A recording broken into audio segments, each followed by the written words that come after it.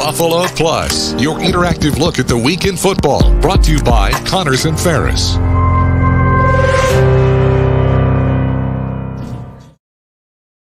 All right. Hello and welcome into Buffalo Plus, presented by Connors and Ferris. Mike Catalana, Dan Fetes. I am Jenna Cottrell. We are breaking down the NFL draft, our thoughts, expectations, what we think the Bills will do. Before we get started, please be sure to like, comment, as well as subscribe if you enjoy our content. We're going to get into the prospects, some of these players, what we think the Bills will do, what Brandon Beane's thoughts are. Mike, I always start with you. And I'm going to start with you again because as is tradition, but in terms of where the Bills are at, they have 6 total picks in this upcoming draft. They have the 27th. That's a long time for Brandon Beane to wait. He's anxious. I guarantee he's anxious right now. Here's what I would tell you is that they can go multiple ways here. You can make an argument. They don't have enough picks, right? They don't have enough picks. Yeah. So they need to trade back. Then you can make an argument and go, they have some very glaring needs that they could get help with either early in the first round, earlier to make a move up. And don't worry about extra picks, right? You could say, sit there. You have needs, right? All these things are possible. But Jenna, the truth is, as much as we've gone through this, we won't know until it starts to play out. And the Patriots take a guy who's ranked in the 3rd round on most boards, and the Raiders do something wacky, and somebody trades up. Like, so much can happen when you're sitting there at 27 that it really does have to some point, Dan, I'm thinking by the teens before Beane is even thinking about doing anything. Yeah, before we even start talking, I feel like about the Bills angle and what they're thinking, you have to put into perspective how volatile the front and the start of this draft can be. There are rumors as far as the Patriots trading up to number 2 to take Will Levis. That is the new one I've been hearing around. Okay. So there are a lot of possibilities. And so because there is so much uncertainty at the top, I feel like you can't sit there and say there have been other times where there's 10 prospects and you go, they're all going to go in the top 10. And so after that, you can kind of start knocking them down and kind of, mapping them out. I have no idea. I think I will get to him. I think Bijan could go 10 to Philly, as much as Mike disagrees with that. I think Bijan could go to the Bills at 27. I think he could go anywhere in between. So I have no idea what to expect when heading into this, besides Beane has to have plans A, B, and C for when guys start to fall, Jenna. Okay, so 2 things. One, I want to welcome everyone to the chat as well. If you have a question, we might shout you out. We might say some of your comments if they're funny, if they make fun of Dan or Mike. No, look, we want this to be a discussion as well. And then 2, I feel like we joke so much about Brandon Beane and what he says in terms of his draft philosophy and how I feel like every NFL GM is best player available. Best player available, best player available. And that's something where I feel like this is interesting because I feel like every year they don't have 32 first round grades on guys. But when Brandon Beane was asked, Mike, we were at that press conference, what's it look like in terms of this year's prospects? And he's like, there are not a lot of first round draft grades. And because of that, it's like, do you think that this Bills team is like, all right, is it going to be harder to trade back because of that? Is it going to be cost more to go up? Like, these are all things that I think play into it. Well, a couple of things. First of all, Kel with Happy Draftmas Eve. Don't think I've heard that before. I like that. We may have to use that. Here's the way I look at it. There's not 32 first-round picks. Now, there are differences between drafting a player in the first round and the second round, most notably the fifth year option. But when the money starts to come back down, and Dan, I know we'll talk about this later, even when involving taking, say, running backs, there's part of me that thinks it doesn't really matter. Like, if you don't have first round grades on guys, truth is, I don't know if they had they could tell us, I don't know if they had a first round grade on Greg Rousseau, but they were sitting there late in the round and they probably were stuck. Like, it's not so easy always to trade back. You know, somebody's got to want to come up. So if Yeah. Well, that's the thing, right? Everybody's like, well, trade out of it. Okay, it takes 2 teams to trade. Mhm. And sometimes the team will sit there and go, there's no reason for us to move up. But what I'm saying is, I don't think it really matters that much. If you sit there and you say, we're taking this guy 27th, the money's not huge for a draft Correct. pick. It's less than if you took him 7th. And you just accept the fact that you may be sitting there drafting a guy you graded in the 2nd round that ends up getting fortunate and makes a little more money because he goes in the 1st. And that could happen to them tomorrow. I also want to understand, and we've kind of talked about it, Mike, it's kind of piggybacking off your point, is the fact of 27th is pretty much the 2nd round. So Yeah. to sit there and say, and the Bills could also find somebody, the guy comes up in the 2nd round and they said, we actually had a 1st round grade on him. Like, oh, we had a 1st round grade on him. It's like, oh, of course you're going to say, you're not going to be like, we had a 7th round grade. We really reached on this guy. Like, wouldn't that be something if Bean came out to that? And Mike, to your point, because I know, and again, we'll touch base on some players and we'll hear from some sound as this show goes on, but also the fact of finding the fit and finding your guy. And that's something that I think Brandon Bean and Sean McDermott over their tenure together have shown, that if they see their guy, they are not afraid to go up and get their guy. And yeah. Go ahead, Jenna. No, I feel like Kyer Elam was a perfect example last year. Yep. Where they saw him. They didn't make a massive trade to go up and get him, but he was still on the board. They made their way up a couple spots and they got a guy that, and maybe he hasn't played to the level we were all expecting, but at the same point, I think a lot of that is projection as well. Where do they see him fitting in? He has, he's rangy, all of these things as well. So for me, it's like this year, if you have your guy on the board, like this team last year coming in, it was so different. And it's funny because I hear like even the Eagles talked about like that pick at 10, it's like a luxury pick. Oh. And I get it and all that stuff. And that's a different team, but it's like Mike just threw up. Oh, I hear the term luxury pick and I get annoyed because it's like we thought last year the Bills were kind of in a situation where it was not a luxury pick, but we're like, they could really go any direction because the roster is so talented, when it's like you have to make the most of these draft picks because the roster is constantly in upheaval. Yeah. 2 things on that. First of all, the draft pick as a luxury is an idiotic phrase. It's almost like you say, oh, we didn't expect to have this 10th pick like the Eagles do, so we can do whatever we want with it. No, you don't trade in your principles of how you draft based on the fact that you got fortunate and got an earlier pick. You pick it just like you earned it with a bad record. It really doesn't matter. And 2, the Bills put themselves in a position last year, Jenna, I thought, think about going into last year. And this is what worries me at times based on the way they've drafted in the last few years, where they have some real needs. And we can say what we want about how good the roster was, but they went into last year. Who was their best healthy corner going into last year's draft? Dane Jackson? Dane Jackson, yeah. Dane Jackson, nice player, good guy. Dane Jackson was their healthy corner. So they were in a spot of going, we need a guy. And they drafted a guy in the 1st round, and then they drafted Christian Benford and got another guy, the 6th round. Yeah. And Benford ended up starting ahead of him, and they both played. And now on the plus side, you have 2 young guys who got good experience this year. My point is, if you leave yourself vulnerable, you can make mistakes in the draft. Yeah. Like we're thinking of filling a need. That's tough to do for that first year in the draft.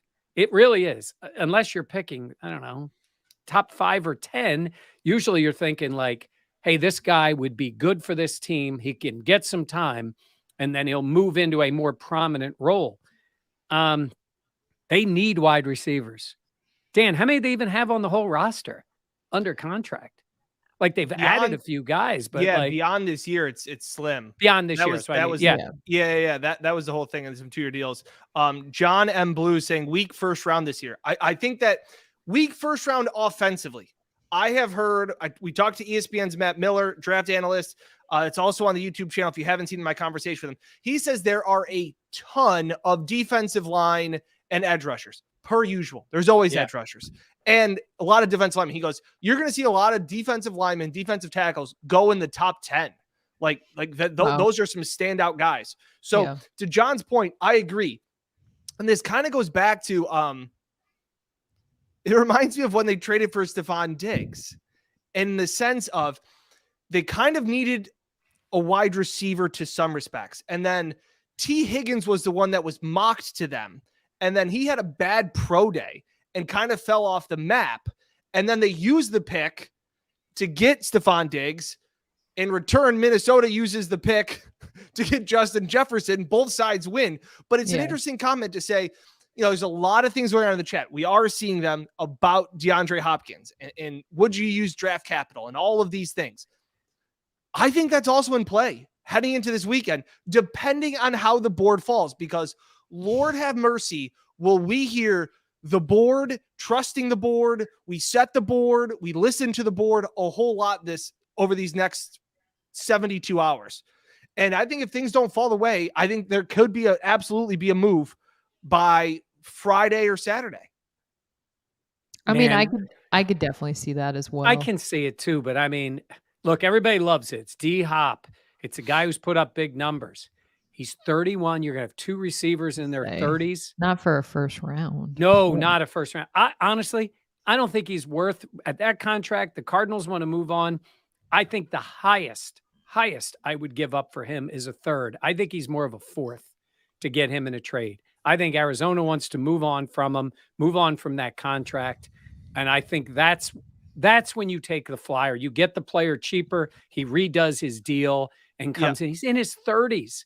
Yeah. And, and I'm sorry, I know he's put up production, but when the players get in their 30s, what happens? There's more time they spend off the field. That's the reality of the NFL. Not that younger guys don't get hurt. Like, ideally, Dan, they want to get guys on these rookie deals, guys that can step in and play. You got to draft the right guys, though. Yeah. I agree with Kim here. I think if you can get to this weekend and get through this week, like you always talked about it, teams are so much more likely to trade future picks. It's future Bills problems. And teams don't necessarily always want future picks because they want something they can touch and feel right now. So you got your card. I'm charging this. I'll worry about it later. Yeah. Right. Throw in that third round pick. It's like I'm in that point right now. I think the Bills would have no problem saying, yeah, we'll give you next year's 3rd. Totally fine. And they're going, how about this year's 3rd? It's like, well, we've already done a whole lot of work. We'd like a 3rd round guy. We don't want to do that. So I don't think the Cardinals are in any position of strength here. No, they're not. They're trying to move on from them. D-Hop's out there saying, I love the Bills. Everybody always says that because they know it'll generate some interest. And I'm not saying the Bills aren't interested, but I'm sorry. He's the kind of guy you got to get on the cheap, change the contract, have him for the year, and then see what happens. That's the way I kind of look at it. I agree with all that, but there is the fear of him going to the Chiefs. Like realistically as well, you're like, okay, well, if the Bill, like looking at the AFC now, especially Rodgers coming over from the Jets, like all of these teams have continued to get better. And for the Bills, thinking about them, if D-Hop were to go to Kansas City, it's like that makes you, I would imagine Bills fans, that makes you sick to your stomach thinking about, I get it that he's older, all that thing, the things that go into it, but my thought process is, and this will kind of lead to where I want the Bills to go in terms of the draft, but it's like, if you bring in a guy that is that, highly drafted, like highly thought of in D-Hop, like that makes every other receiver better. You know what I mean? You have to game plan for him, all of these things. So it's like, I get it. You don't want to overpay for D-Hop. When the OBJ deal came out, it was like, yeah, the Bills were never going to spend that. So much guaranteed money, all this stuff. But it's like, you hate to see a talented player go, especially if he's going to go the way of Kansas City. So they got rid of Tyreek Hill and then they won the Super Bowl. I mean, that's crazy, isn't it? Well, they still had this guy named Patrick Mahomes, Mike. Well, he's pretty good. That's what I'm saying. That's been the difference. They got Patrick Mahomes, and he made it work with Juju Schuster, and they made it work with, Pacheco in the backfield. Like, so what could DeAndre Hopkins do with that offense? Like, I hear you, I get it, but I'm sorry. Like, when the Chiefs get anyone, you're like, oh, it makes everyone else's job harder. Correct. And Brandon Day saying here, D-Hop, I think is what he means, is 1 year older than Diggs. It depends on compensation. 100%. And I remember talking about this when I did the DeAndre Hopkins watch video a while ago. it reminded me so much of the Zach Ertz thing. And just to reiterate, Bean is pretty good in his past, in his record of this is the price I have on a guy and I'm not budging. Over time, he doesn't budge. The Eagles wanted a certain price for Zach Ertz. The Bills were always interested, according to everything I was told, but the price was too high. The price remained high, and Bean stood ground, saying, hey, pretty much saying, if you guys ever want to come down to my price, we'll be happy to do the move. So this Hopkins thing reminded me a lot of Ertz, where it's like, oh, well, now that there's some smoke, a fire's going to be coming soon. It's like, not necessarily. Bean's not going to budge for no reason. I don't know about that. You don't think so? Mike is so humble. I don't think that would work out. Come on. Wait a minute. Hold on. Brandon's on the phone. By the way, Diggs will be 30 during the season, and I think Hopkins will be 31. I'm just talking about having 2 receivers in their 30s. And look, I get that. Super talented, and you need help. I would prefer them to get a guy on a rookie deal with Josh Allen as your quarterback. And this is where it falls a lot on Ken Dorsey. Yep. Yeah. Well, and you have Gabe, who's coming up on a contract year. Yeah. So that makes it even more interesting. Yeah. No, it's true. All right. Here's actually, we talked so much about what the Bills are going to do, how they're going to approach things, but here's what Brandon Beane had to say this past week about staying at 27, moving up, or moving back. If I was in Vegas right now, putting money down, I would say if we were going to do anything, it'd be more likely to go back than go up. But listen, you're talking to a guy who gets antsy at times and goes up and gets guys. So Vegas probably would still go against what I just suggested would happen. I love the little smirk. Yeah. The little smirk. And look, that guarantees he's moving up. that's right. Like as soon as he said that and did the little smirk, I was like, oh shit. He knew it was a joke. He couldn't even get through that sentence with a straight face. He was like, Vegas would say I'd probably move back. And he's just like looking around like. So Thomas just said, McBean hates playing rookies. Just saying. Christian Benford started last year. They've started multiple rookies through the years. Milano started. Edmonds started. Trey White started. Josh Allen started. They'll play him when they need him. Well, I don't think they didn't want Josh Allen to start. Yeah, well, if they really didn't want him to start, they wouldn't have had the quarterbacks that they had in there. But yeah, they're in a spot, guys, because they're this good, but they're still good notch away. And you're right, Jenna. You said about the roster. The holes there are real. We've seen it, and they need help. And I think part of this has come from the fact that they have drafted not necessarily busts. I don't see players on this team that cannot play. I'm talking about players that have not gone to the level that they needed them to. And one of them, is Ed Oliver. I mean, they're in that spot now. And so now you start using Ed as part of your compensation, move that contract along. And I don't know if that would happen during the draft. I think it could. Now we're talking about being able to bring another veteran player in on a deal that you can make work. And then you draft a younger defensive tackle. So, Hold on. I found a comment. Here we go. From Carl. Would Bean moving back be one of Dan's best bet picks? No, Just moving curious. up. Moving up. Yes, I think Bean that's moving up.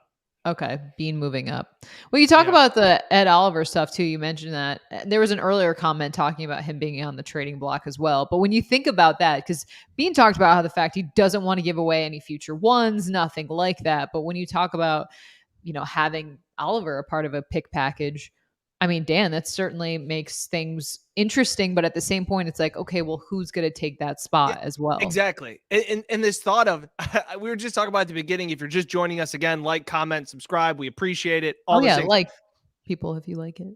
It's just so funny. You talk about like, everybody just be like, well, trade Ed Oliver. Well, just trade Ed Oliver. It's like, just trade Ed Oliver. It's like somebody needs to want Ed Oliver, and then you can't just give him away for nothing. So there still has to be compensation that you are happy with.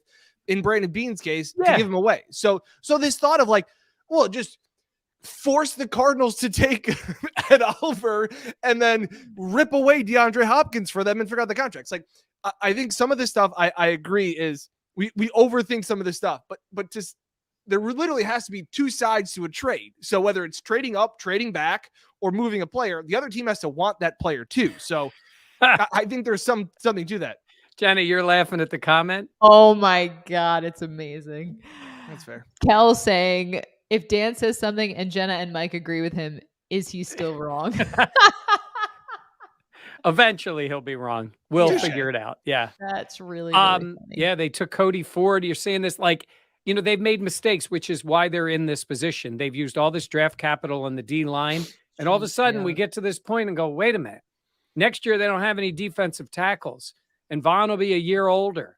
And you got to start hoping that some of these other defensive ends, Epinesa has been a pretty failed draft pick. We keep looking for these little moments, but I mean, he was a second rounder. He was their first pick that year.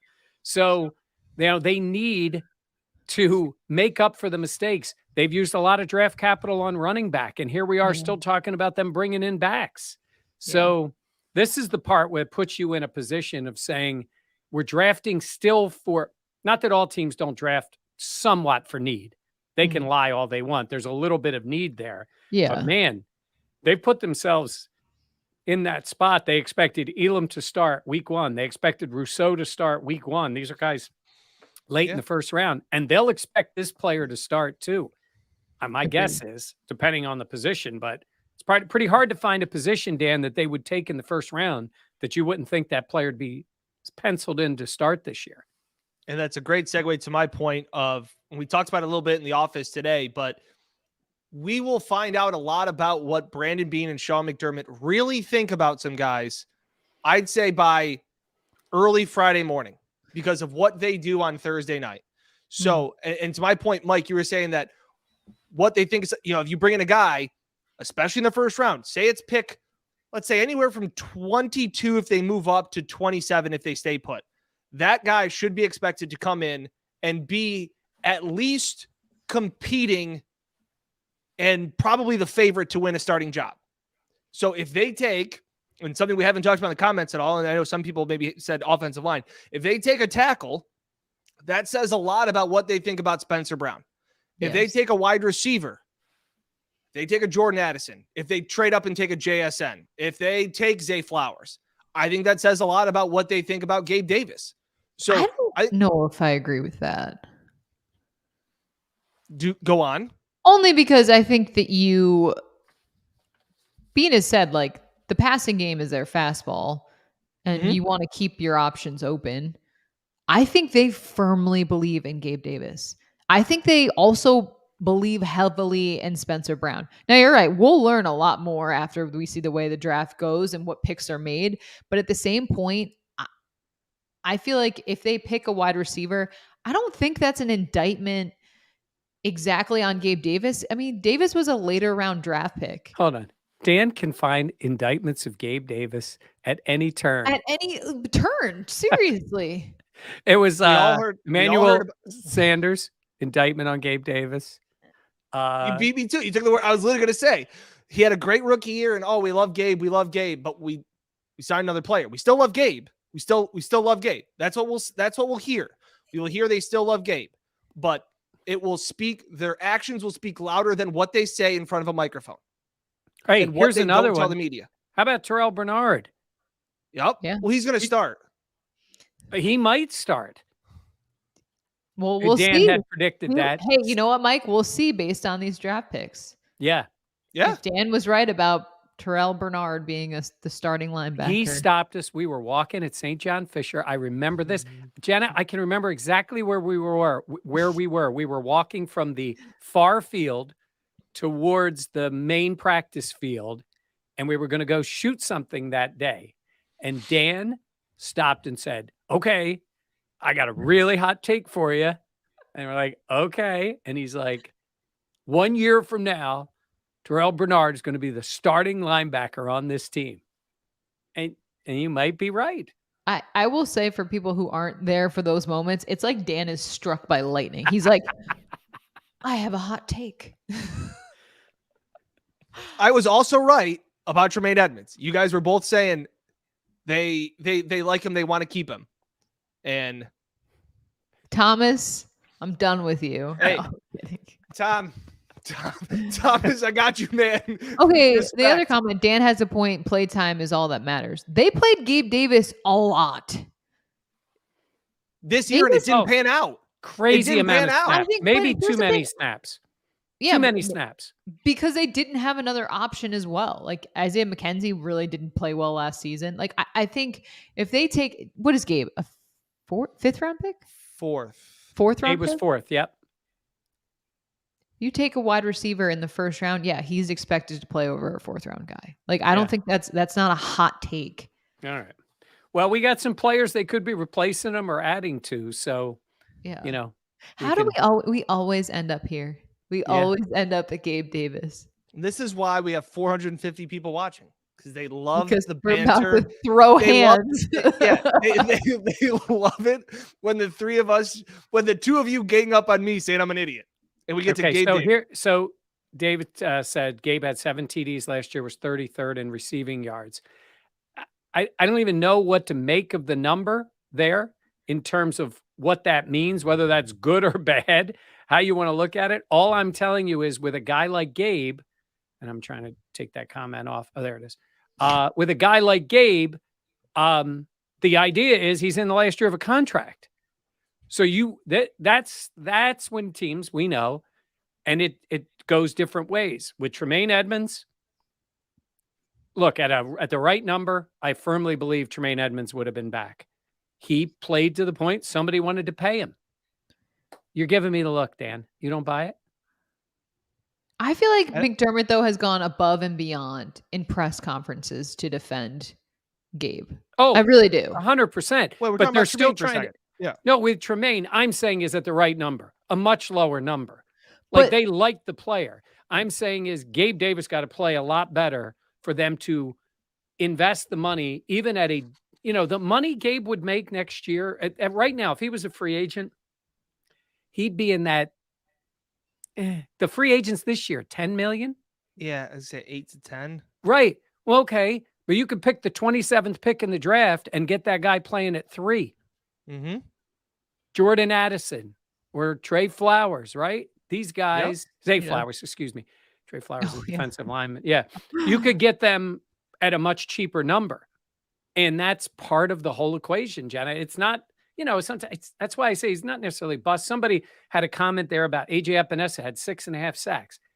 That number is fine. He was not an impactful player, not enough for the second round pick. So it's the idea of, are you going to pay him going forward? Just like Ed Oliver. Yeah. It's a lot of money if you're repaying Ed. Yes. Yep. And Dan did say how he could see the Ed Oliver situation playing out like the Tremaine Edmonds one, which I could see that as well. Yeah, I could. The reason I brought up McDermott like really coming to Gabe Davis's defense is because I don't really feel like he did that for Tremaine. I feel like he did more of the company line. Yeah. And I was just getting my haircut today, and we were talking about it, and couldn't tell. Better haircut than Josh Allen. Yeah. We go, and we were talking about the fact of it's not an excuse, and we have done videos on this, but Bean's tone and how many times I saw some comments saying Gabe Davis played with an ankle injury all last year. Yeah, I'm aware because Brandon Bean says it every other sentence about Gabe Davis and Sean McDermott. And also, did you know that Spencer Brown went to a small school, didn't play because of COVID his senior year, and also had back surgery? Because they bring those up all the time. So they defend some of these guys. But it's also interesting. They'll be the first one to say that Josh needs to play better when Josh has a bad game. Yeah. Yeah. Hold on.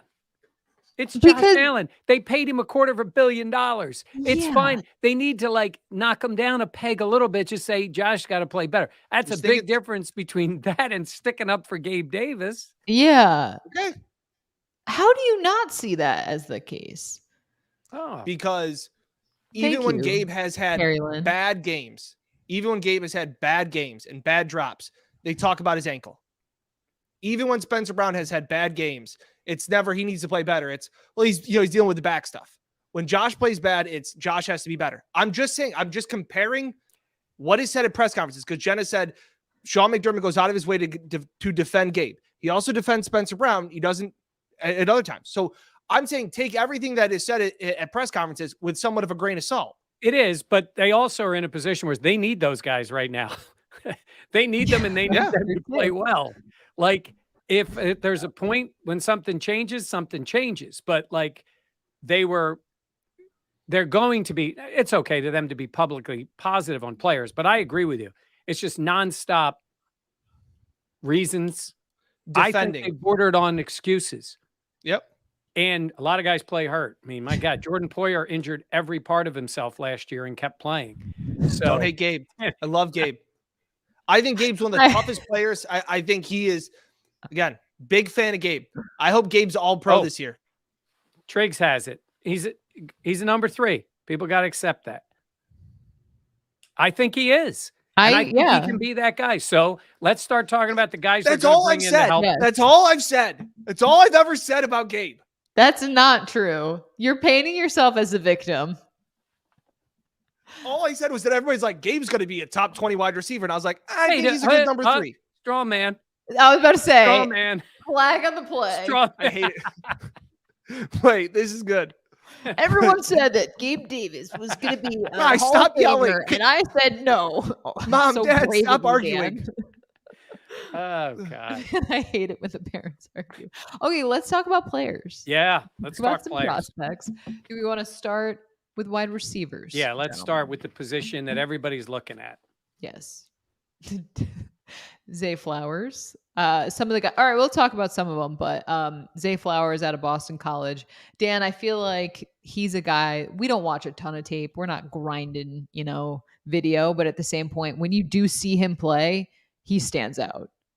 Yeah, especially for a Boston College team that's not really known for offense by any means. And he, to me, provides a spark to offenses, and looking at what he could be in the Bills offense. I like his versatility too. I think he's a guy that can play outside. I don't think he's automatically a slot guy just because of his size. He's not a massive guy, but Mike and I were going through it today.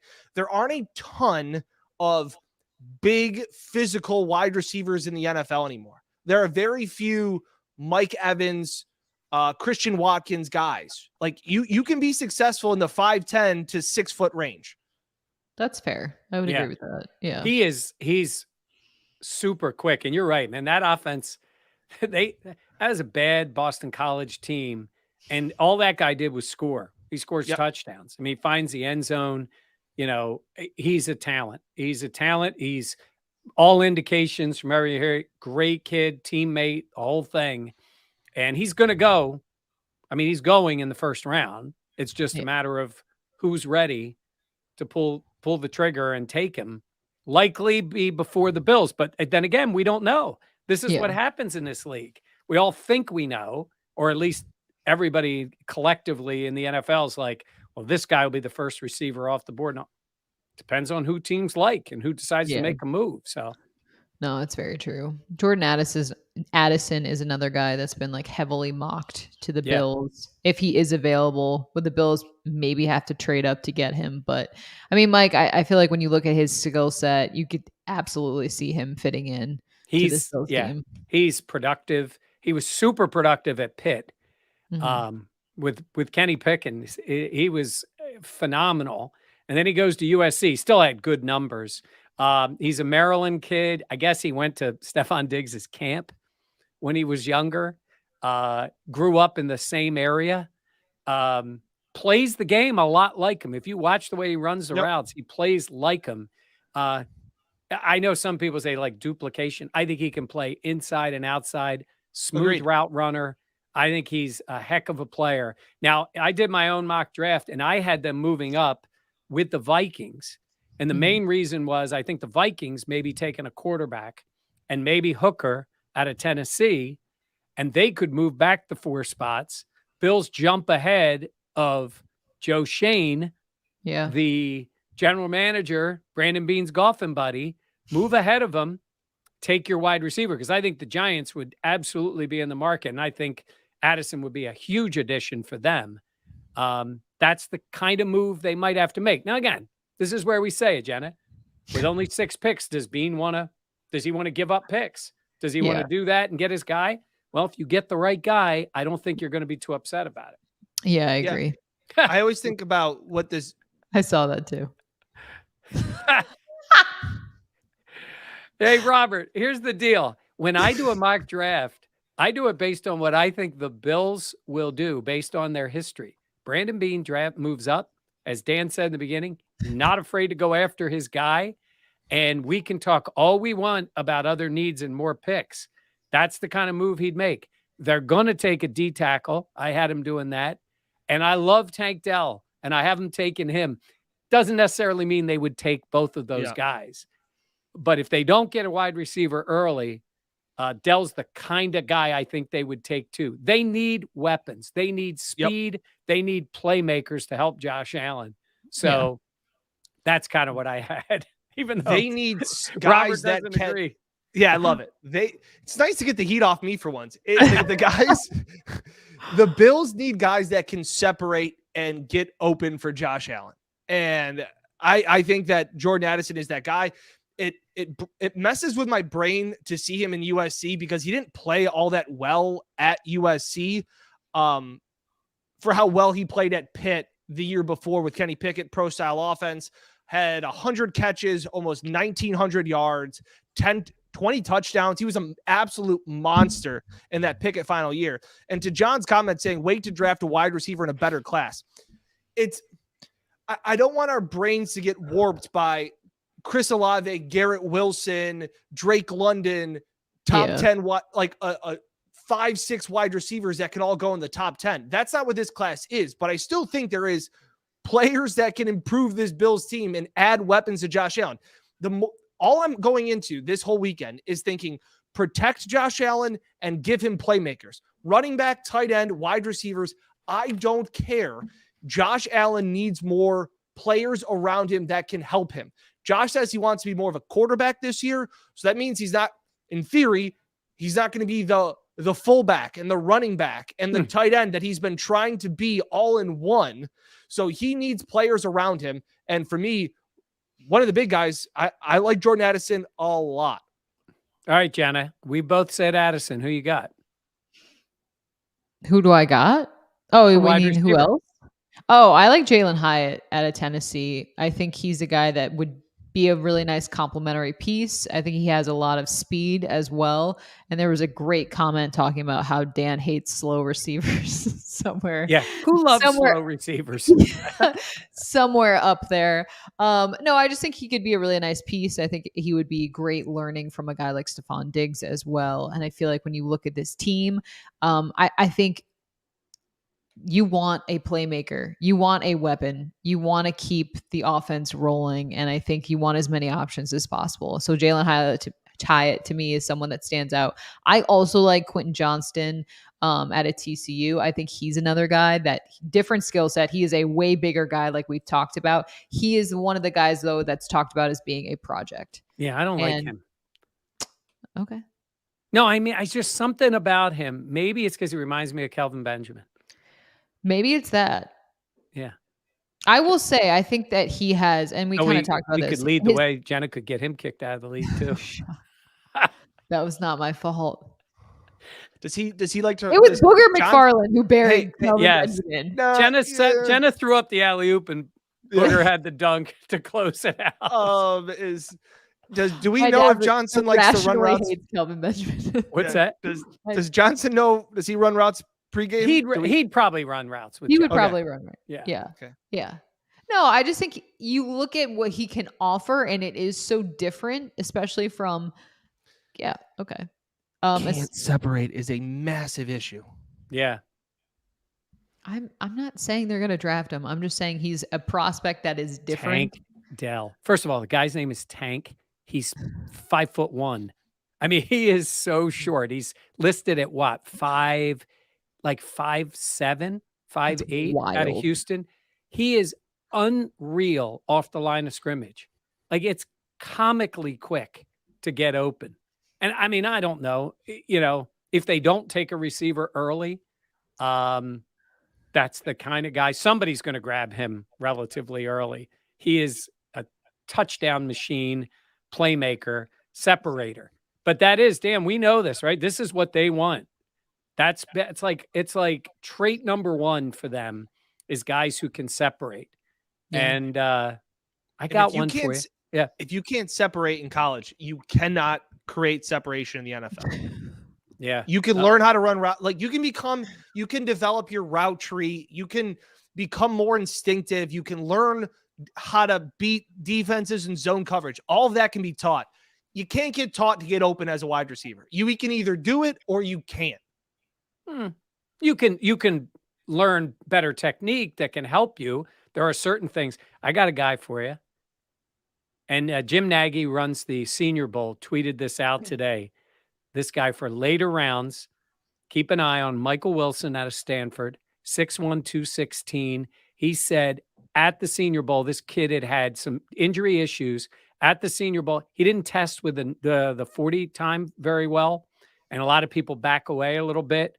And he said he was running by 4-3 guys, tremendous separation, great off the line of scrimmage. He's had some injury issues. He's got him as his sleeper. Those guys, the Senior Bowl guys, that's an underrated thing. Teams love what they see there. And the guys who really stand out show them something. So just a guy to keep in mind late in the round, Michael Wilson out of Stanford, depending if they get a receiver. I got another one for you. How about Charlie Jones, out of Purdue? Another school that has nothing going for them offensively. Absolutely nothing. Charlie Jones, how about this for you? 110 catches, 1,400 yards, 12 touchdowns. Wow. Kind of looks like a Hunter Renfrow kind of guy. I just think that there's a spot for him. Again, day 3, Saturday guy. I'm looking for a Charlie Jones. Okay. What about JNS? Obviously not going to be a day 3 guy. I was telling you guys, I got, Chris Sims. Yeah. That was the most. Who are you, bro? I was doing my going off the rails. Dan usually does this. Chris Sims has JNS mocked to the Bills at 27. I mean, hey, Sims, how do you do a mock draft? Do you just say, Will Anderson, I like him in the 3rd round? Like, come on, dude. Like, I know you're upset Jalen Hurts got paid all that money, but that you can't just say that guy in all likelihood is going to go top 15, right? He's probably going to be the first receiver off the board. Agreed. And I think he'd be awesome for the Bills. And I think he is not a slot guy. He can start out there. That guy can play anywhere on the field. I think he's going to be a great NFL player. But Steven says not getting to 27. Please. Correct. I love JNS or JSN. I think he's a stud. I think he's the best wide receiver in this class. He's fallen on some boards for whatever reason. It feels like people are trying to knock him down. Like, go back and watch him play when he was healthy before he took the year off and didn't play in the bowl. Like, who cares? The dude's an absolute stud. And then when you have teammates and Ryan Day and Garrett Wilson and Chris Olave all saying that he's the best one out of all of them, that says all you need to know. Even when he wasn't the number one target on that offense, all of the guys at Ohio State were saying he was the best player on our team. That just goes to show you how talented he is. So he's the unrealistic dream that they go up into the top 15, which I don't think they would do, but he would be phenomenal. Let's talk tight ends, because that's an interesting thought process as well. There's Dalton Kincaid, Michael Mayer, Darnell Washington, some of the guys like that. Do you think the Bills, how would you feel if they went for another? Are you still on board, Dan? Because you're like, hey, playmaker, weapon. Yeah, I'm torn because I would like it as another weapon. Absolutely. And I think he could, a guy realistically, like Michael Mayer, I really like what he did. He was a stud since he was a freshman. It was a matter of time before he could go into the NFL. This probably isn't fair because my brain just doesn't believe that Ken Dorsey would then know how to correctly use a 2 tight end system, but I would love the thought and to give it a try. I would be all for that because I think especially Mayer, is so balanced at. And I always knock at people and people are like, oh, like you need a blocking tight end. It's like, no, use an offensive lineman because they're better at blocking. Like Mayer is a beast as well at blocking. Like he does a lot of things, like the total package at tight end. So do you think that would be a lot for them to draft? I agree. First of all, I think he's going to go earlier. I agree. Too. Yeah. I had a guy in my mock draft that, obviously several people hated. Zach Kuntz out of Old Dominion. He is a giant. He's almost 6'8". And he's an athlete, not a speedster. This would be a later round pick. You're talking about like 6th round. And I do think, Dan, there would be times like, look at what they were doing for that extra player on the field. Who were they putting out there? It was our boy. Yeah. Wait. Why? I can't think of his name right now. Bobby Hart. Thank you. I was going to say Bobby Johnson. Number 68 is now eligible, right? It's like way to go, Jenna. Time. And yeah, I think they would much rather have a tight end. They've not gotten that out of any of these guys. Guys made a few plays and a couple of catches, but they do not feel comfortable playing.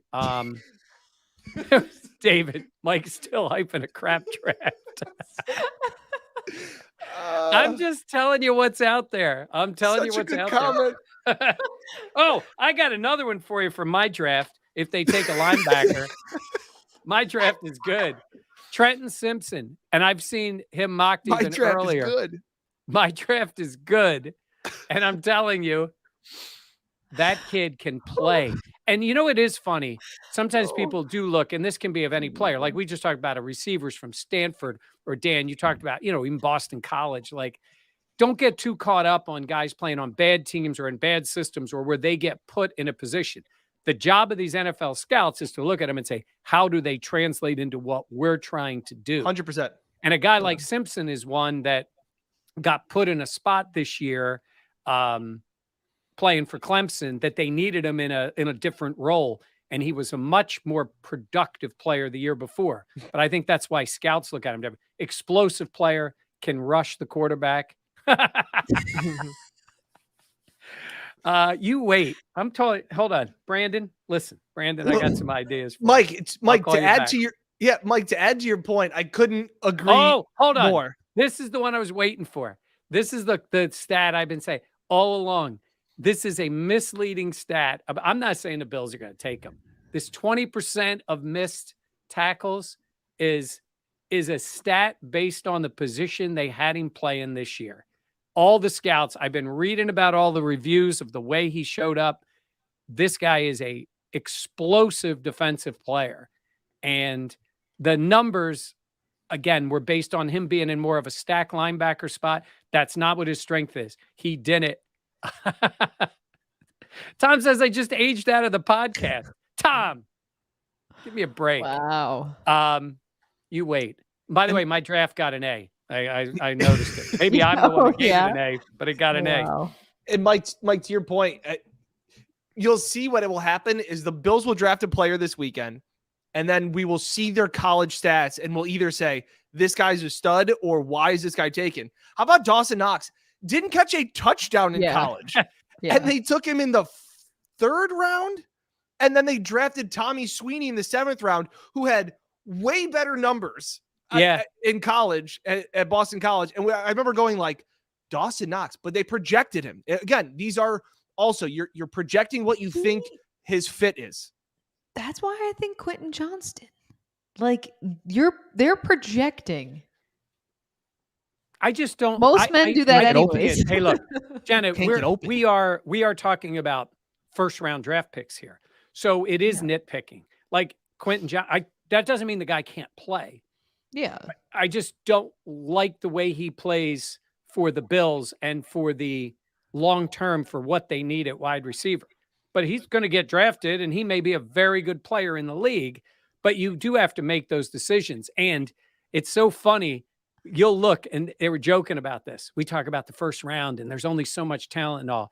And then we'll be at like pick 20 and you'll hear McShay saying, man, there's still a lot of talent on this board. They'll be saying it in the 6th round. Because there is still talent. Yeah. It's just based on where you're going to pick the guy and what you get for him. And if you pick him, Johnson, then you're not picking, say, maybe if you had a chance at Addison or Flowers or Hyatt or whoever you're going to take. So it is nitpicking to whatever I point. just wouldn't be shocked. That's what I'm saying. I feel like I would be shocked. You all would be shocked. I don't think I would be that shocked. Okay. I said it when I was doing my draft research. I was like, I could see them picking him. Okay. I'm waiting for all you people to mock Jenna on her mock. No, everybody's going to do Jenna. that. Hold on. People just say Jenna's just high and is so kind. I got going for me, guys. Wow. No, I will say, I'm again, I don't think they will, but I wouldn't be shocked if they did. I think there's just a tremendous amount of upside. He's a project, but I don't think the Bills, they don't Lowest shy away floor. from I agree, but you could have said, I don't think the Bills shy away from a project. I really don't. You could talk about There's a Dawson difference Knox. with- You could talk about Josh Allen. Like, these are some players that had like great intangibles in terms of athleticism, size, all these things. And it's like, I think the Bills could see that Okay, potential. All of a sudden, I'm seeing, or we could trade We for don't T. mock Higgins. Jenna. That Kim, shout out Kim. That's Yo, Yeah. Kel is killing the chats today. Yeah, Jenna's blonde. She can get a away with lot. that. Yeah.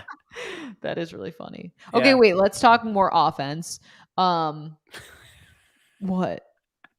What'd I do? Just, I'm not high. Everyone thinks tired. I'm high. It's just my eyes. And I'm goofy. Leave me alone. No, let's talk more offense. Running back. Okay, Bills Dan. are at 27. Bijan. Dan, explain what Matt Miller said. I thought this was fascinating. Everybody says you can't take a running back in the first round. That's kind of the MO. And we've even talked to Brandon Beane about that same thought or philosophy. And guys like Saquon Barkley and Ezekiel Elliott have kind of really pushed that narrative and drove it home. But there's a massive difference between taking a running back in the top 5 and taking a running back at 27. And it's the cost and the value and the price of what it is. Yeah. So at 27, it's like $3 million is the contract. So you would get that for around, let's say 5 years, you pick up the option and you could tag him. So Matt Miller was saying that you could get, if Bijan is as talented as everybody thinks he is, which is a top 3 talent in this entire draft class, Yeah. and you could give him instantly, he would be one of a top 10 running back in the NFL the minute that he gets drafted. And you could give that to Josh Allen for 5 years. Yeah. At a $3 million to $4 million to $5 million price range, you would sign up for that. And every single person should sign up for that every single day of the week. And that is coming from somebody who hates running the football. I am all on board if the Bills are able, if Bijan falls to them at 27, if they have to go up to 24 to get ahead of the Cowboys. I absolutely, and I get it. And the comments will start flowing in. There's no way Bijan's there at 27. Okay. But in this hypothetical world, let's say he is. Getting him there is a no-brainer. And I think you run up to the podium with the card to put it in. And it doesn't even have to be 27, but again, I don't know if you want to give up other assets. Somebody just mentioned Breece Hall. He said he didn't have an awesome year. He had an awesome start to the year. It's a shame for him that he got hurt because he's really good. And I think he's going to be good for the Jets. But it's the idea of where you're taking, and it's cost certainty. And that's where I'm saying is Gabe Davis on a new contract is 10 plus million, maybe 11 million. And Jack's giving you a shot here. Matt Miller's correct. It's not Dan's idea. You didn't say it was your idea. You said it was Miller. Miller. Not my idea. Yeah. But the idea of getting it back at that amount, and then here's the truth. They won't say it. Then they're not really that upset if they let the player walk. Like it happens with all these backs. Yeah. Go, go. Let them move on. You'll take the best 5 years of a running back. You see what most of these backs do. Their second contracts, outside of the few guys, their second contracts are short-term deals. Yeah. That's just the way it works in this league. I mean, we could say it's unfair, but that's and the way again, it goes. I believe the salary cap is not real, but there are good deals in the salary cap. And a running back that could be a top 5 running back in the league by week 4 for $3 million is a very, very, very nice luxury to have. Actually, this is a funny comment. Josh is our running back. Well, there's some That's- point to that. Pretty much. Yeah. No, I know. That's why I'm saying, like, I know it's frowned upon in taking a running back in the first round, but I got to say, $250 million asset is the one running the ball Yeah. reliably. with all the needs that they have, the only reason to take a back there is if you do believe he's going to be exceptional. Yeah. And that's what Mhm. most people seem to think about him. Otherwise, I mean, the mix of backs should be okay. We all know the truth. They got to be better on the offensive line. Their offensive line was bad. Yeah, we can talk about that too. Matthew Bergeron, Syracuse. All right, hold on. Sometimes we know it's bad program, but yes, go ahead, Jenna. Don't you dare with the cues. Before we talking about jump into basketball or offensive football? line. All right, before we jump into that, we have a great message about from our sponsor, Greg Connors, who's been fantastic to us, just about who he expects the Bills to draft come tomorrow night. I could see if Bijan is around 15, 16 and above, I can see making a trade, doing something to go up to get him early. Because if you have him and you have Cook, and they're both on the rookie contracts, these other guys that are in there are now expendable. I mean, they're all on 1-year contracts anyway. So it's like, you have depth there. You have a lot. It could really add to the roster. So it'll be interesting. And that's why Brandon Beane and Sean McDermott get paid the big bucks to make those decisions. And then I'll sit here and I'll either clap for him or I'll criticize him. That's it. That's what we'll all be doing. And that's talking about making a move for him. And I don't know. And I don't know if they would move up for him. I think some teams may be looking in that position to do it. But Yeah. So people are saying, would he drop? I mean, there's a lot of people think he's going in the top 10. I don't I don't know. I mean, I think Atlanta is the team you keep hearing about with him, but I think he's going to be that guy. There'll be some teams ready to take him, and if they don't, he could slide definitely well into the teens or beyond. So Yeah. you never know. All right, let's talk offensive line, because that's also a huge thing that, I mean, this Bills team, I think back to that Cincinnati game, and just in terms of the O-line, I mean, Josh Allen at points of the past season was running for his life. Do you expect them in that first round to take an offensive lineman though, Dan? And if there are any that come to mind, who do you think stands out to you? I think they absolutely can, depending on, like we said, what if Bijan goes in the top 10, JSN goes at 11, and then you have Addison goes at 14 or whatever. I'm just saying, like, if the board falls a certain way where we're sitting there going, there aren't a whole lot more offensive players in this first round, I think trading back's a possibility, or just sitting put and kind of like they did with Greg Rousseau going, hey, this guy's pretty good here. We'll stand pat here. We can't find anybody that wants to move up to 27. We can't get out of the first round. It's the guard from Florida, Simeon Torrance. Cyrus Torrance? Cyrus Torrance, thank you. Talked about how he's an ass kicker, road grader kind of guy. Nastiness. I'd like him because the nastiness, the ass kicker, trait, that's something I don't think the Bills had a ton of on the offensive line. If they want to be a more physical offensive line, a more violent line that, as Sean McDermott says, you want to win the battle in the trenches, you got to have some guys that can actually win the individual battles, and they didn't have a ton of that last year. So I can see that being a safe fallback. Worst case of scenario, we'll take the physical offensive lineman because it's not sexy, but it will improve our team. Yeah, Darnell Wright is really good, and he can play guard and tackle out of Tennessee, but I think he's going to go earlier. I think you'd have to move up to get him. They do need to invest. And I'm right. I'm with you.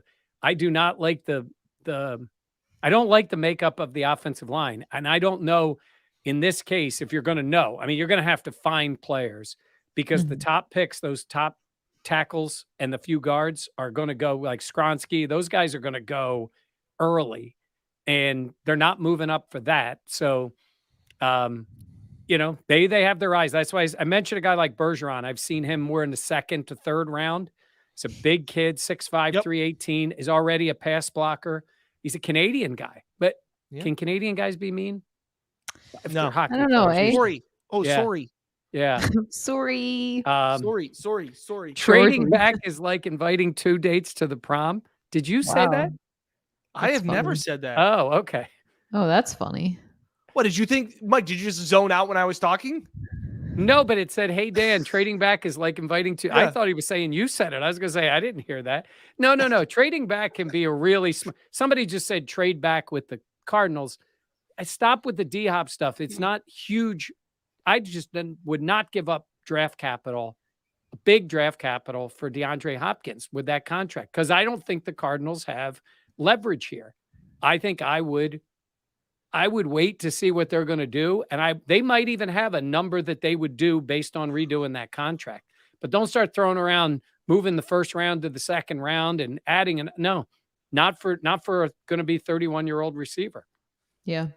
I would love, I agree with Dan in terms of it's not the sexiest pick having an offensive lineman come off the board for the Bills in the first round. But at the same point, again, you're doing something to help protect your asset in Josh Allen. And that's a spot where the Bills have struggled a lot in these last couple of years.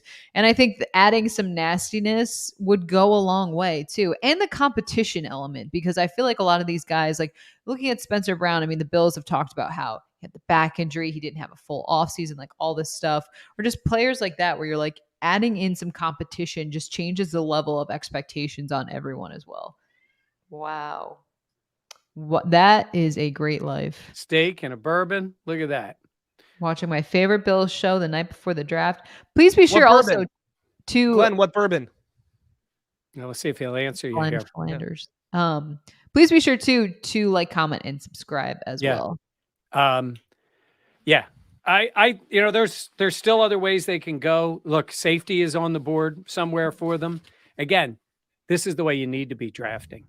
That's why I wanted them to take a safety last year. When you've got the two guys later in their careers, you draft the guy, you bring him along, and then he's ready to start the next year. They didn't do that.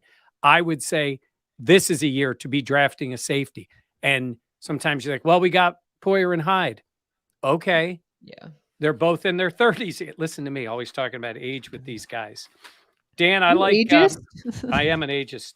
I like Can we say one quick Jair thing Brown about too? Later in the draft, 3rd or 4th round out of Penn State. Because I think that's a great point. And Mike, I know you've talked to Bean at the combine. I think it was before COVID 2019 about how you can't just draft for this year. You kind of have to be eyeing down the road to have players under contracts kind of thing. And it's kind of how the Bills ended up in this situation heading into the offseason when they let Bean and Brown kind of leave. They really only had 3 guys as wide receivers under contract beyond 2023, I think it was. But I lost my point. Well, but Great you're setup. talking about they did that with John Brown, and I think that was when they drafted Gabe. That's what it is. Safeties, and they have Taylor Rapp, but it's a 1-year deal. And then you don't know what's going to happen with Hamlin. Like you just don't know.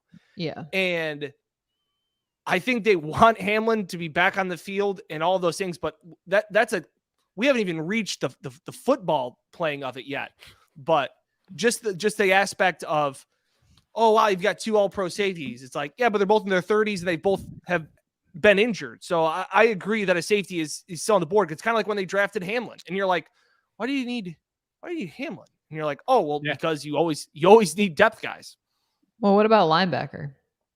Just in terms of 2nd round, Jack Campbell, sign me up. They made that pick last year with Terrell Bernard. That was that kind of pick, Jenna, where you pick him and then you think that he is going to be the guy going in, and maybe he is. David Serrano saying, Mike looking like Mel with the notes. That's why I got Jair Brown. He's out of Penn State. Or Dan. I was doing my Mel. Oh, by the way, that's the other guy. Remember Daniel Scott? He's 25 years old. That's Imagine insane. that. Out of Cal. His measurables, his bio reads like Micah Hyde. Wingspan. He reads like Micah Hyde. Where do I got him on my big board? Hold It on, reads Dan. like Micah Hyde. I'm telling you. That's the kind of guy they could pick late in the draft. Late in the draft. Though he's been mocked to some people, maybe even in like the 5th round, but sometimes those guys fall. So, again, yes, I want all these guys to be, the age where you have them around for 10 years. If the guy can play and you get him there for in a backup role, maybe in a later pick, I think that's the way you look at it, right? If you're drafting later rounds, you're hopeful that they can become starters. Christian Benford could maybe become a safety at some point. So we don't know. So we're a starting corner. I Which he might mean, be.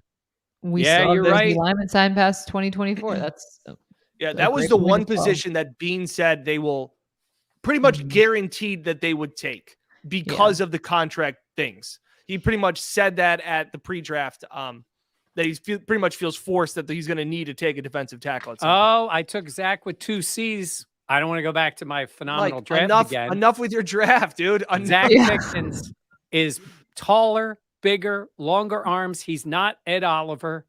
He could put on more weight. He's close to 300 pounds. And he's visited the Bills. He's one of their 30 visits.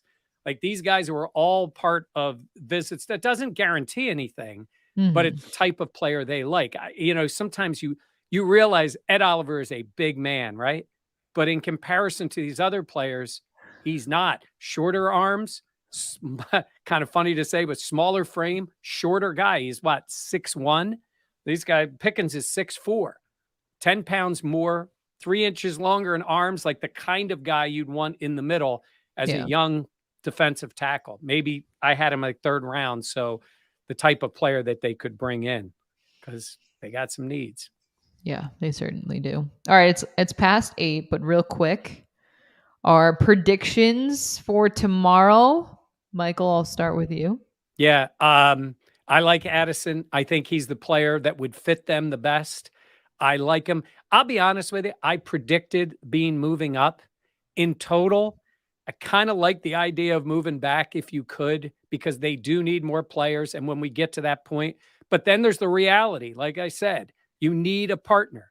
You need somebody who's going to say, we want a quarterback. We want somebody we're going to get in that 1st round. So I'm going to stick with it one way or the other. Jordan Addison falling to the Bills or them moving up slightly and getting him in the 1st round, a weapon for Josh. Okay. Daniel? I agree. I'm with Mike. I came in today and I said, I think because of so many teams wanting to trade down and so few teams seemingly feeling like they want to trade up, I think the value won't be as much to move up, whether that's to 17 to 20 to 24. Mike, I think you talked about Minnesota. Maybe because they would want to move back, maybe take a quarterback. I think that makes a lot of sense. I think that when they start to see the wide receivers that they like go, Bean will pull the trigger. I'm sure he's already talked to teams saying, what will it cost us to get that pick? If this thing's fall, just keep us in mind. We may be calling you then. I agree. I love Jordan Addison. I think he provides an unbelievable 1-2 punch with Stephon Diggs. You move Gabe to where he's more comfortable, and it takes the offense adding another pass catcher. I will say I love this comment by the Guster. Oh, where'd it go? Because I think it's really true, especially at 27. The board will dictate. And I know that's like a cop-out, but at the same point, I really do think that's true because I think there's a lot of different directions the Bills could go in with this one. I foresee now I want to double down on the Quentin Johnston one because go ahead. You guys, you know Let's what? make a bet. Okay. I think he will be there at 27. You know what? Yeah. Quentin Johnston. What point did you realize you were the stable one? I'm not. I will say, that's talking about Ed Oliver. Jack Fill Campbell. the void. Jack Campbell's, a lot of people think he's a 2nd round talent. Yeah. 2nd round guy. Fits. He is. I talked to his linebackers coach at Iowa. He is football, family, and faith. This dude, the only thing he's missing is I don't think that he played. I don't think he wrestled. But besides he that, had to wrestle at some point. Yeah. He had to wrestle. I should have looked up who wrestled in my draft stuff. I did not do that. Kuiper would have. I know. Let me see. Yeah. Well, this was fun. Yeah. Oh, Jenna froze. No, Sorry. she didn't freeze. She's still talking. I was looking up if he wrestled. I don't know. It looks like he might have wrestled. By the way, you would love Trenton Simpson. Here's what I was going to tell you. And you'll see this story tomorrow if you're watching the draft. His dad was in the military. He was playing football, and he sent a letter to his dad saying, I really would want you home to help me with football and be home with me. And his dad's a military guy, full-on military guy. And he came home, took a post in, I think it was in North Carolina, and like he said, all the guys at the base have been telling him forever that he's going to be an NFL player. Telling you, he'd be a Bills guy. They'd love him. Second round, Trenton Simpson out of Clemson. Big program, explosive player, maybe a linebacker who they would let rush the quarterback. Imagine that. Hot take.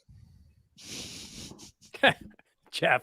Thanks cool for watching, story, Rob. He gave me the Appreciate bra. it. Rob held Pat. You know what? You don't like us, but you watch the whole show. Hey, Robert, who's your first pick? That's Yeah, what I want to know. Robert. He's going to say, yeah. He's going to say Will Anderson at 27. That's who I like. Jack Campbell did not wrestle.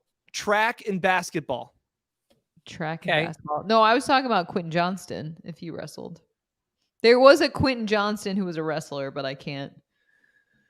Stephen Burns does not want Simpson because he has a 20% miss rate on tackles. You could argue he'd fit right in with the Bills, but that would be snarky to say that. Michael. Oh, we got a Bijan Robinson. Yeah. Let's see. Also, no, I'm not high. Leave me alone. I'm not high. Mike's mock draft in gold. The 85 Bears. Damn right. Super Bowl champs. It's funny when Bean called me and he wanted to discuss the draft. I was like, Brandon, can't you do this on your own? He's like, I always go to you, Mike. Campbell or Max Smith? Josh Downs. He's a slot guy. You like him, Jenna. You've mentioned him before. The North Carolina slot guy. I have. But he's a slot receiver. I like Jalen Hyatt too. Yeah. I can see them taking. I have mine as Jalen Hyatt or Quentin Johnston. Let me tell you something. Everyone gets two. This team was trotting out John Brown and Cole Beasley last year. Okay. So I'm not forgetting about Shakir, but you were talking about bringing in more talent on the offensive side of the ball. So. Yes. Okay. Third round, Will Anderson. That's it. Wait for him to drop. Okay. You guys have Jordan Addison. Who's your second pick? Like, if in terms of who's another guy in the first round you think they could take, and then we'll wrap up. Oh, Dan, I lost you there. No, you're good. Did you say anything? You got me? Oh, now we got you. Yeah. Cyrus Torrance. Osiris. Yeah. The offensive lineman. Honestly, if all those wide receivers are gone and they don't make that move, I need them to trade back. I just have a feeling if they aren't in that position, I got to tell you another guy they could take if they're interested in a back. And again, this falls in the same category of what Dan said of value. They could take Gibbs out of Alabama. Yeah. Yep. And he's I don't very love that though. No, I don't love it either. But there are times when you're going to be sitting there going, what position do we take? Sleeper pick Michael Mayer. Okay. Yeah. I think he's going to be gone. I like Gibbs. I like him too, but I'm not. Again, I don't think they're that desperate to use a high pick on a running back. It would be an exceptional player. I agree. And maybe they think, hey, here's the reality. They really do. I know we laugh about the board. This is why you have to have a board. You have to things will move fast, and they have to sit there and go, where did we have these guys? Take the emotion out of it in that moment. The scouts fight for certain guys, but this is what Bean gets paid for. And some of the picks have been lacking. So yeah, pressure's on. Yeah. All right. Thank you everyone for joining us. This was a lot of fun. We really appreciate it. Video. Now, Dan and Jenna are going to be up in Orchard Park tomorrow for the draft. And why do then we say up in Orchard Park? it's actually down. It's right. Well, it's a little up, and then you come Over? back down again. Over in Over. Orchard Park. Yeah. They'll be there, and then we will have stories and certainly opinion posted right after right afterwards. Certainly the morning afterward. It's going to be a late night. Yes. There you go, Carl. But we'll have Carl, that's the nicest comment, and that's what we're going for with this channel. Yeah. So I appreciate it. Yeah, that's very nice. Yeah, we appreciate it. And like Mike said, so we'll have what Bean has to say after the first round. We'll have our thoughts on what goes down in Orchard Park as well. And yeah, thank you everyone for joining. For Mike and Dan, I am Jenna. Please be sure to like, comment, and subscribe to the Buffalo Plus podcast and YouTube channel if you enjoy our content. And we'll be back tomorrow as the NFL draft. That's my Dan. All right. Whoa! There we go. What was that? Oh, Is that you? I had it holding got something back up. there. What's that? Dan is like stockpiling hats. Don't worry about it. Oh my god, there's more. Wow, Dan. Don't Look worry at about how many hats I got over here. Wow. Wow. You got. All right. Bye, y'all. We'll see you next time.